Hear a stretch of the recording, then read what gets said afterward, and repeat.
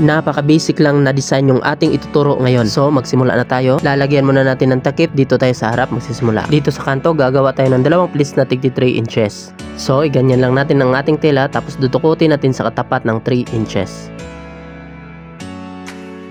So, dito naman guys, ay magsukat tayo ng 4 inches tapos ipin natin. So, yung pagpin guys ay tutusukin natin yung ating tela kasama yung tablecloth. Tapos, ibalik natin yung ating tela tapos ipin ulit natin. Tapos, sukat ulit tayo ng 4 inches at ipin ulit natin. Tapos, babalik ulit natin yung ating tela at ipin ulit natin. Pabalik-balik lang yan my guys.